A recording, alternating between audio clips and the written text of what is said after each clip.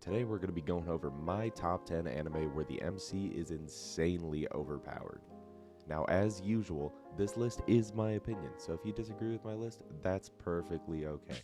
Just make sure to let me know how you would have done yours differently in the comments below. But without further ado, let's get straight into the video.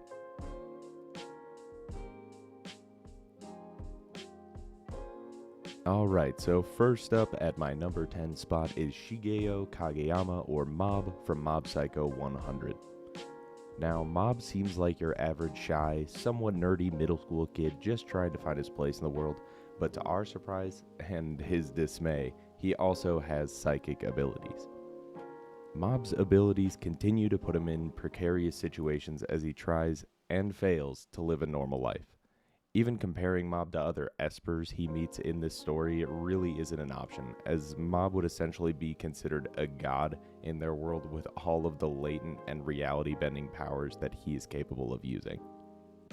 And so, for Mob's innate talent of stripping the clothes off of all who face him, he 100% deserves the number 10 spot on my list.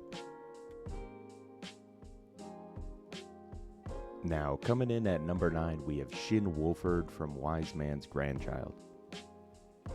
Being trained and raised by two of the strongest human beings, Merlin Wolford and Melida Bowen, Shin was always destined to be beyond the norm of his world.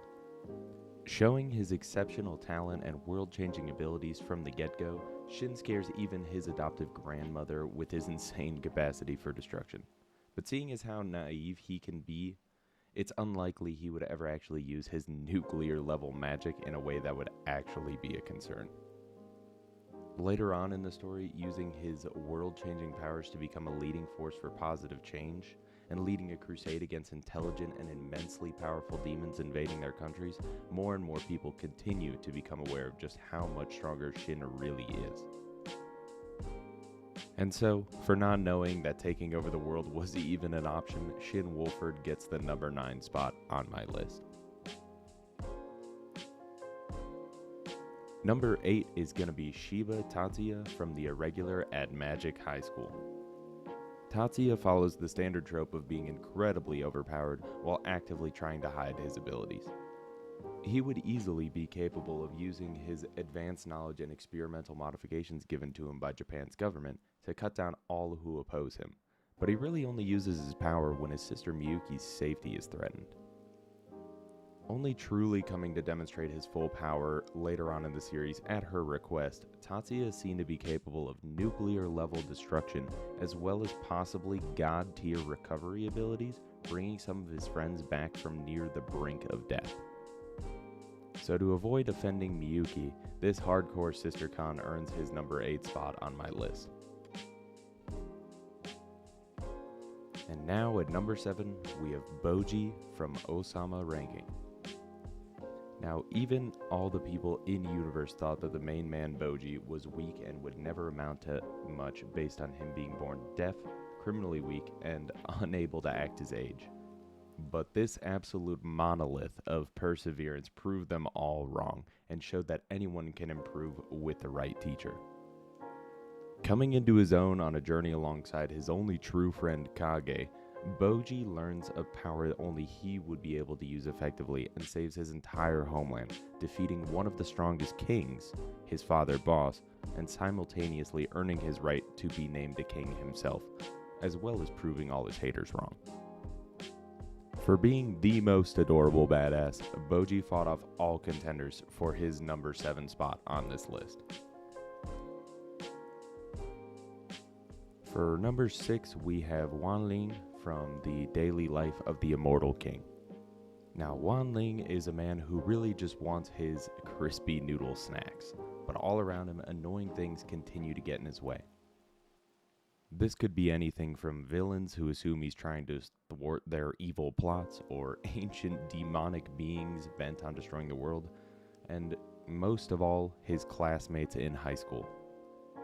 Despite this, we see that most who become aware of his true powers form the opinion that he is a god descended to Earth, showing off his deity-level power of creating alternate timelines, as well as destroying the multiverse. So at this point, any who would block Wan Ling from the number 6 spot in this list would probably be instantly deatomized. Now at number 5, we have Simone from Gurren Lagann.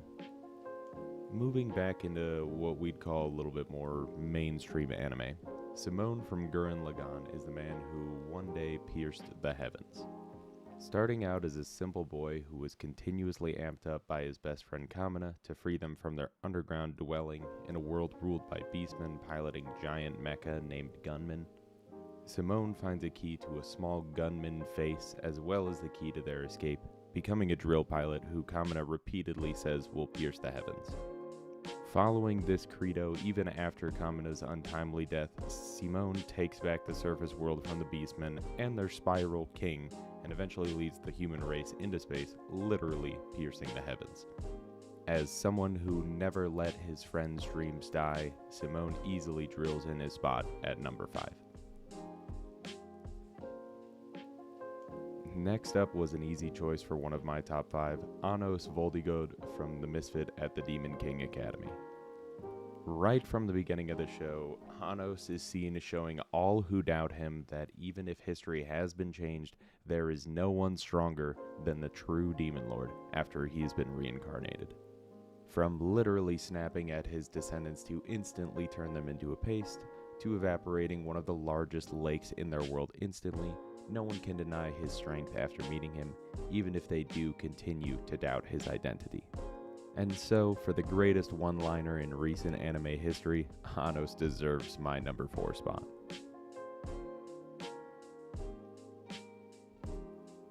For the number 3 spot, we have the young master of Asura, Misumi Makoto from Tsukimichi Moonlit Fantasy. Abandoned by God upon her summoning him to her world, Misumi quickly discovers he has an untold and unnatural strength even after his abandonment. Later discovering that his magic power he innately possessed had been compressed and compounded during his time spent on planet Earth, Makoto could easily be considered the god of this new world's equal in terms of strength, only really falling short in terms of true divinity. We watch as he gains new followers by BDSMing every female demigod he meets in this world into submission, and then basically creates his own world to live in as he pleases in the separate plane of Asura, only needing to demonstrate a few times to the goddess why she should leave him alone after their initial meeting, and for giving us a nice scenic view by the lake, Misumi Makoto's followers decided that he deserved the number 3 spot.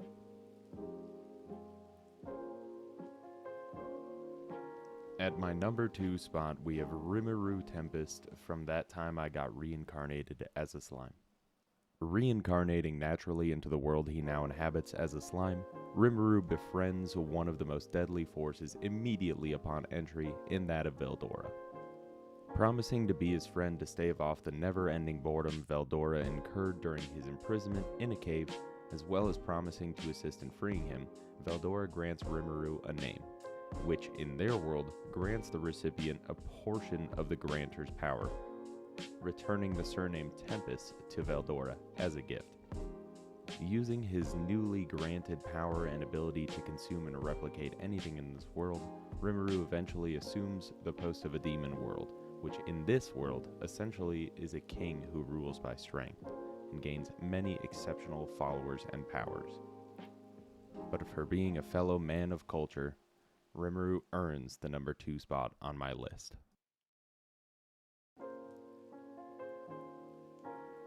At my number 1 spot, who else but the strongest skeleton, the Sorcerer's King Ainz Ooal Gown from one of my favorite shows, Overlord.